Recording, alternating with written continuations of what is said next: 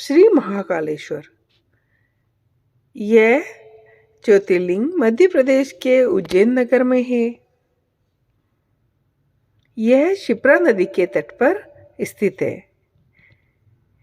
पौराणिक कथाओं के अनुसार प्राचीन काल में उज्जैनी में राजा चंद्रसेन राज्य करते थे। वे परम शिव भक्त थे। एक दिन श्रीकर नामक एक 5 वर्ष का गोप बालक अपनी माँ के साथ उधर से गुजर रहा था।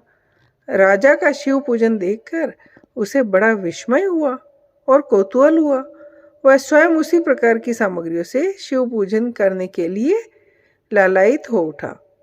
सामग्री का साधन न जुट पाने पर लौटते समय उसने रास्ते से एक पत्थर का टुकड़ा उठा लिया। घर आकर उसी पत्थर को शिव रूप में स्थापित कर पुष्प चंदन आदि से परम श्रद्धा पूर्वक उसकी पूजा करने लगा। माता भोजन करने के लिए बुलाने आई, किंतु वह पूजा छोड़कर उठने के लिए किसी भी प्रकार तैयार नहीं हुआ। अंत में माता ने जलाकर पत्थर का वह टुकड़ा उठाकर दूर फेंक दिया। इससे बहुत ही दुखी होकर वह बालक जोर जोर से भगवान शिव को पुकारता हुआ रोने लगा। रोते रोते अंत में बेहोश होकर वहीं गिर पड़ा। बालक की अपने प्रति यह भक्ति देख भोलेनाथ भगवान शिव अत्यंत प्रसन्न हो गए। बालक जैसे ही होश में आकर अपने नेत्र खोले, उसने देखा सामने एक बहुत ही भव्य और अति विशाल स्वर्ण और रत्नों से बना हुआ मंदिर खड़ा है। उस मंदिर के अंदर एक बहुत ही प्रकाशपूर्ण तेजस्वी ज्योतिर्लिंग है। बच्चा प्रसन्नता और आनंद से विभोर होकर भगवान शिव की स्तुति करने लगा। माता को जब यह समाचार मिला तब दौड़कर उसने अपने प्यारे लाल को गले से लगा लिया। पीछे राजा चंद्रसेन ने भी वहां पहुंचकर उस बच्चे की भक्ति और सिद्धि की बड़ी सराहना की। धीरे धीरे वहां भीड़ जुट गई।